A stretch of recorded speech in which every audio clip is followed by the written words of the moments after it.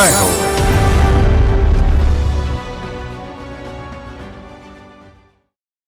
బాల్యంలోనే పసుపుతాడుతో శిక్ష, స్త్రీ జాతిపై వివక్ష, భవితను బుగ్గిపాలు చేసే కట్టుబాట్లు, చదువుపై సవాలక్ష ఆంక్షలు, గృహహింస, ఈ అన్యాయాలు అపసవ్య స్థితిపై తిరుగుబాటు చేసిన బుందేల్ఖండ్ సాహసనారి సంపత్ పాల్ దేవి గులాబీ గ్యాంగ్ పేరిట మహిళా సైన్యం ఏర్పరిచి వివక్షపై పోరాడారు.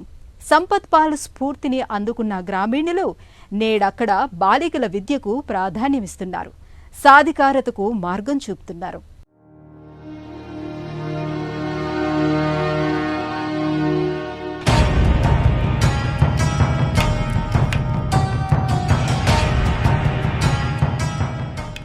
ఉత్తరప్రదేశ్ రాష్ట్రం వెనుకబాటు తరంలో ముందున్న బుందేల్ఖండ్ ప్రాంతం. అది బాందా జిల్లా కైరీ గ్రామం. ఒక గొర్రెల కాపర్ల ఇంట పుట్టిన అమ్మాయి సంపత్ పాల్ దేవి తర్వాత కాలంలో ఉద్యమకారిణిగా మారింది. ఓ రోజు అక్కడ ఓ వ్యక్తి భార్యను కొడుతుంటే ఆమె నచ్చజెప్పినా వినలేదు, పైగా అవమానించాడు. తెల్లవారి ఆమె నాయకత్వంలో 5 మహిళల బృందం కర్రలతో వచ్చి అతన్ని చితగ్గొట్టింది. ఆ సంచలన ఘటన ప్రతిఘటనకు దారితీసిన ఓ సామాజిక విప్లవానికి నాంది పలికింది.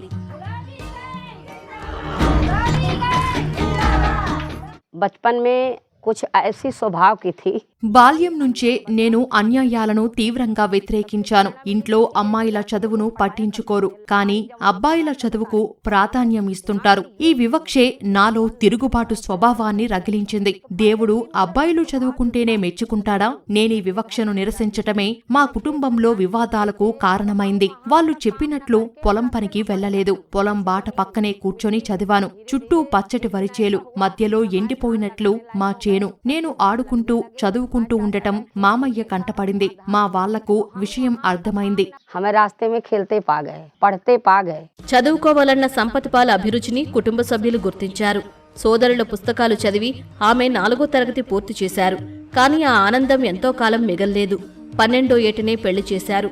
చదువు ఆగిపోయింది. 13 ఏళ్లకే బిడ్డ, బాల్యం మిగల్లేదు. పైగా కుటుంబ పోషణ బాధ్యత పంచుకోవాల్సి వచ్చింది. ఆరోగ్య కార్యకర్తగా ఓ ఉద్యోగం చేస్తున్నప్పటికీ ఇంటి నుంచే వివక్షను ఎదుర్కొన్నారు. గ్రామీణ మహిళల స్థితిగతులు చూశాక కొంతకాలానికి సంపత్ పాల్ కొలువు వదిలేసి సామాజిక కార్యకర్తగా మారిపోయారు.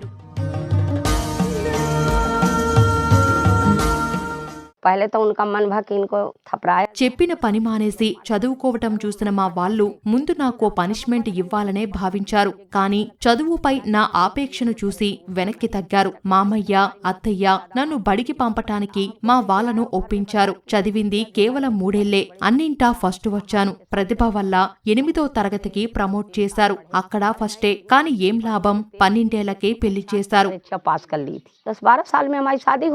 2002 సంపత్ పాల్ జీవితాన్ని మలుపు తిప్పిన సంఘటన స్నేహితురాలిని ఆమె భర్త కొడుతూ హింసిస్తున్నట్లు తెలిసి అక్కడికి వెళ్లారు సంపత్ పాల్. అది సరికాదని నచ్చజెప్పుతుంటే అతడు మరింత రెచ్చిపోయాడు. లాభం లేదని ఆమె మర్నాడు తన 4 స్నేహితురాళ్లతో వెళ్లి కర్రలతో చావ చితగ్గొట్టారు. అదో సంచలనమైంది.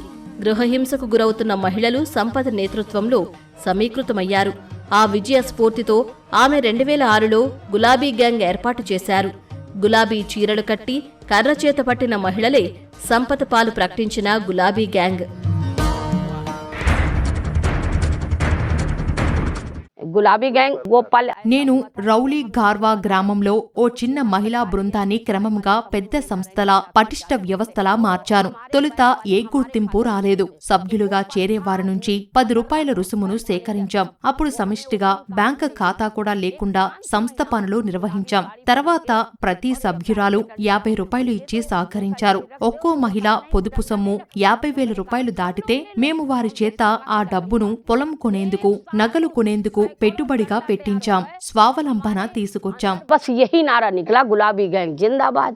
5 ఏళ్లలో గులాబీ గ్యాంగ్ ఉత్తరప్రదేశ్ అవతల జిల్లాలలో 20,000 సభ్యులతో విస్తరించింది.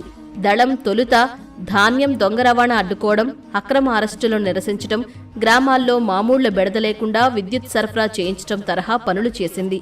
ఓ యువతి అక్రమ అరెస్టును నిరసిస్తూ సభ్యులు భారీ ప్రదర్శన చేయటంతో ఆమెను పోలీసులు విడుదల చేశారు. గులాబీ గ్యాంగ్ ఇలాంటి విజయాలు ఎన్నో సాధించింది. गुलाबी गैंग देखिए सब मीडिया में है हम గులాబీ గ్యాంగ్ మహిళల కోసమే కాకుండా పురుషుల కోసము న్యాయబద్ధ పోరాటాలను చేస్తుంది. వ్యవస్థలో అన్యాయాలను సవాలు చేస్తుంది. పురుషులకు అవగాహన పెంపొందిస్తుంది. త్వరిత న్యాయం చేసేలా చూడటం నా పాత్ర. ఇటీవల అలా ఓ అమ్మాయికి వచ్చిన సమస్యను నిమిషాల్లో పరిష్కరించాను. దృఢ సంకల్పం ఉన్న మహిళలతో మా సంస్థ మరింత బలోపేతమైంది. పేదల మహిళల సాధికారతకు పనిచేసే శక్తిని ఈ సంస్థ నాకు ఇచ్చింది. జీవితం నాశనమైందని బాధపడిన అనేక మంది అమ్మాయిలు నా మార్గదర్శనంలో తిరిగి ఉన్నత స్థితికి చేరారు. बोलबाला है, बहुत ऐसी लड़कियां हैं मेरे साथ। గులాబీ దళం దౌర్జన్య దళమని బలప్రయోగ బృందమనే విమర్శలు రావటంతో సంపత్ పాల్ ఈ బృంద పంథా మార్చారు. వీరంతా క్లిష్టమైన కేసుల పరిష్కారంలో పోలీసులకు సహకరిస్తున్నారు. ఒకనాడు గులాబీ గ్యాంగ్లో 4 లక్షల సభ్యులున్నారు. ఆ సంఖ్య అది రెట్టింపై మరింత పెరిగింది. తర్వాత కాలంలో సభ్యులున్నా క్రియాశీలత లోపించింది. కానీ ఈ ఉద్యమ స్ఫూర్తిని విడిచిపెట్టలేదు. నేరగాళ్లకు గులాబీ గ్యాంగ్ అంటే ఎప్పటికీ వణికే. నేడు ఈ దళం బాలికల విద్య మీద ప్రధానంగా దృష్టి పెట్టింది. लड़कियों को प्रशिक्षण ये दे रही हूँ जैसे आजकल బాలికలు విద్య మీద దృష్టి పెట్టాలి. సరియైన మార్గంలో పయనించేలా వారికి శిక్షణ ఇస్తున్నాను. సమాజం అబ్బాయిలను అంతగా పట్టించుకోదు. కానీ అమ్మాయిలు ఒక పొరపాటు చేస్తే ఎక్కువగా విమర్శిస్తుంది. పేరెంట్స్ కూడా తమ పిల్లల మొబైల్ ఫోన్ వినియోగాన్ని పర్యవేక్షించాల్సి ఉంది. అయితే అమ్మాయిలు స్వీయ రక్షణ చర్యలతో దుండగులను అడ్డుకోవాలి. मैं ये संदेश देना चाहती हूँ, मार दो वो 1 घंटा के लिए तो उसको दिखाई नहीं देगा। గులాబీ చీరల్లో గులాబీ సైన్యం, మొరటోళ్లకు మొరటగానే అన్నట్లు గ్యాంగ్ అని పేరు పెట్టుకుని ఉండొచ్చు. ఉత్తర భారత గ్రామీణంలో మహిళలకు ఆత్మవిశ్వాసాన్నిచ్చింది, ఆత్మస్థైర్యాన్ని ఇచ్చింది. అన్యాయాలు, అక్రమాలు, లింగ వివక్ష, గృహహింస మీద పోరాటమంటే గుర్తొచ్చేది ఈ గులాబీ దళమే. స్త్రీ విద్యకు కృషి చేస్తోంది, ఆర్థిక స్వయం పోషకత్వానికి పనిచేస్తోంది. సంపత్ పాల్ రాజకీయాలు ఏవైనా కావచ్చు, వివాదాలు చుట్టుముట్టి చైత ఉండవచ్చు. కాని మహిళా లోకాన్ని ఏకం చేసి శక్తిగా తీర్చిదిద్ది రాజ్యాంగ హక్కుల సాధనకు ఆమె నిలదీసే గళమయ్యారు, అసహాయులకు బలమయ్యారు.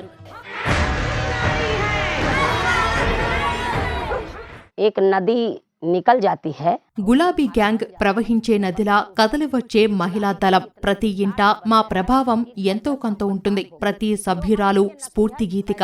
సభ్యుల హక్కుల కోసం అనునిత్యం పోరాడాం, దిశానిర్దేశం చేశాం. न्याय नहीं मिलेगा कहीं भैया गुलाबी गैंग के साथ शामिल हो